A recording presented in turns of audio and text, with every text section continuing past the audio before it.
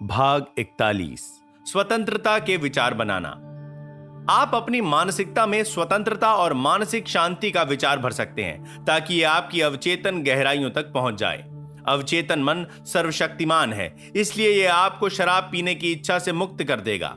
उस मोड़ पर आपको एक नई समझ मिलेगी कि आपका दिमाग कैसे काम करता है। आपको अपने भीतर असीमित संसाधन मिलेंगे जिनके द्वारा आप अपनी बात को सच साबित कर सकते हैं। 51% स्वस्थ हुआ। अगर आपके मन में किसी विनाशक आदत से छुटकारा पाने की प्रबल इच्छा है तो आपका 51% इलाज पहले ही हो चुका है। जब आपकी बुरी आदत को छोड़ने की इच्छा इसे जारी रखने की आवश्यकता से अधिक बड़ी हो जाती है तो आपको यह जानकर हैरानी होगी कि पूर्ण स्वतंत्रता सिर्फ एक कदम दूर है। जो भी विचार आप अपने दिमाग में लंगर की तरह डालते हैं, आपका मस्तिष्क उसका विस्तार करता है। मस्तिष्क को स्वतंत्रता की अवधारणा और मानसिक शांति पर केंद्रित करें। इसे ध्यान की दिशा पर केंद्रित करें। इससे आप ऐसी भावनाएं उत्पन्न करते हैं जो स्वतंत्रता और शांति की अवधारणा को धीरे धीरे ग्रहण कर लेती है। आप जिस भी विचार को इस तरीके से भावनात्मक बनाते हैं उसे आपका अवचेतन मन स्वीकार कर लेता है और साकार कर देता है। प्रतिस्थापन का नियम।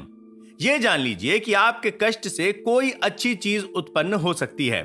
आपने यूं ही कष्ट नहीं उठाया है। बहरहाल कष्ट उठाते रहना मूर्खता है। अगर आप शराबी बने रहते हैं तो इससे मानसिक और शारीरिक ह्रास होगा। महसूस करें कि अवचेतन की शक्ति आपका साथ दे रही है। यद्यपि आपको मानसिक अवसाद हो सकता है, लेकिन आप भावी स्वतंत्रता की सुखद कल्पना कर सकते हैं जो आपके भीतर भरी हुई है। यह प्रतिस्थापन का नियम है। आपकी कल्पना आपको शराब की बोतल तक ले गई। इसे अब खुद को स्वतंत्रता और मानसिक शांति तक ले जाने दें। आपको थोड़ा कष्ट होगा, लेकिन यह सृजनात्मक उद्देश्य के लिए होगा। आप इसे उसी तरह सहन करेंगे जिस तरह मां प्रसव पीड़ा को करती है, और आप मस्तिष्क में एक बच्चे को जन्म देंगे। आपका अवचेतन संयम को जन्म देगा। मद्यपान के कारण। मद्यपान का वास्तविक कारण नकारात्मक और विनाशक धारणा है। जैसे मनुष्य सोचता है वैसा ही होता है। शराब में हीन भावना, अक्षमता, कुंठा और पराजय का गहरा एहसास होता है। अक्सर उनके साथ गहरी आंतरिक शत्रुता भी होती है। व्यक्ति के पास अनंत बहाने होते हैं जिनसे वो अपने शराबीपन का बचाव कर सकता है, लेकिन वास्तविक कारण व्यक्ति का वैचारिक जीवन होता है। 3 चमत्कारी कदम। पहला कदम, स्थिर हो जाएं। मस्तिष्क को शांत कर लें। सुषुप्त व निष्क्रिय अवस्था में पहुंच जाएं। इस शिथिल, शांत, ग्रहणशील अवस्था में आप दूसरे कदम की तैयारी कर रहे हैं। दूसरा कदम, एक संक्षिप्त वाक्य लें जिसे आसानी से याददाश्त से उकेरा जा सके और लोरी की तरह बार बार दोहराया जा सके। इस वाक्य का प्रयोग करें। अब मुझ में संयम और मानसिक शांति है और मैं धन्यवाद देता हूं।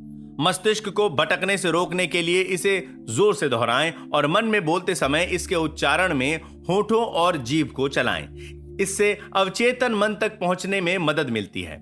इसे 5 मिनट या इससे ज्यादा समय तक करते रहें। आप एक गहरी भावनात्मक प्रतिक्रिया पाएंगे। तीसरा कदम, सोने से ठीक पहले वो करें जो महान जर्मन कवि जोहानन वॉन गेटे करते थे। कल्पना करें कि कोई मित्र या परिजन आपके साथ है। आपकी आंखें बंद हैं, आप शिथिल और शांत हैं। वो प्रियजन या मित्र कल्पना में आपसे कह रहा है, बधाइयां। आप उसकी मुस्कुराहट देखते हैं, उसकी आवाज सुनते हैं, मानसिक रूप से उसके हाथ छूते हैं। सब कुछ वास्तविक और चित्रात्मक है। बधाइयां शब्द पूर्ण स्वतंत्रता का द्योतक है। इसे बार बार सुने जब तक कि आपको संतोषजनक अवचेतन प्रतिक्रिया न मिल जाए। करते रहें, करते रहें। जब डर आपके मस्तिष्क का दरवाजा खटखटाए या चिंता, तनाव अथवा शंका आपके मन में आए तो अपने सपने, अपने लक्ष्य को देखते रहें।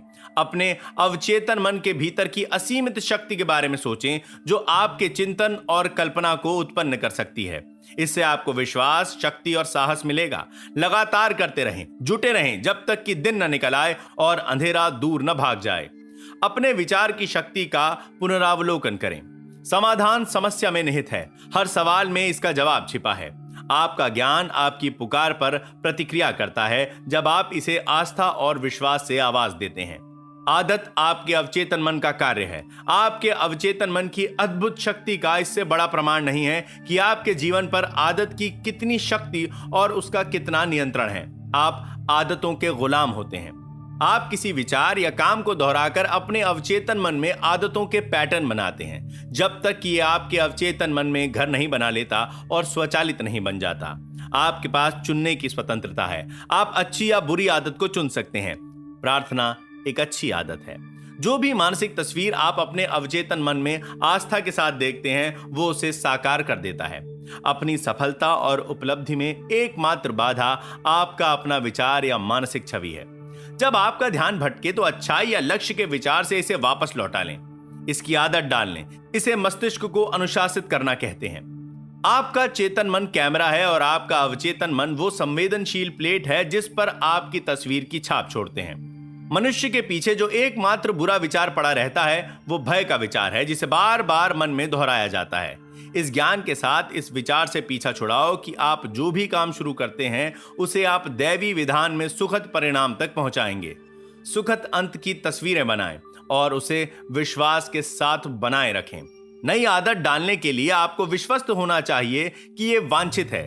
जब बुरी आदत को छोड़ने की आपकी इच्छा इसे जारी रखने की इच्छा से ज्यादा बड़ी हो तो समझ लें आपका 51% उपचार हो चुका है। दूसरों की बातें आपको तब तक चोट नहीं पहुंचा सकती जब तक कि आपकी अपनी वैचारिक और मानसिक सहमति ना हो। अपने को अपने लक्ष्य के साथ एकाकार करें, जो शांति, सद्भाव और खुशी है। आप ही अपने ब्रह्मांड में इकलौते चिंतक हैं। बहुत शराब पीना पलायन की अवचेतन इच्छा है। शराब पीने का कारण नकारात्मक और विध्वंसात्मक चिंतन है।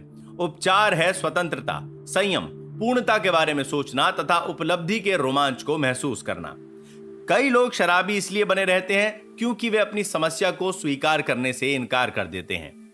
आपके अवचेतन मन का नियम, जिसने आपको बंधन में रखा और आपके कार्य की स्वतंत्रता को सीमित किया, आपको स्वतंत्रता और खुशी देगा।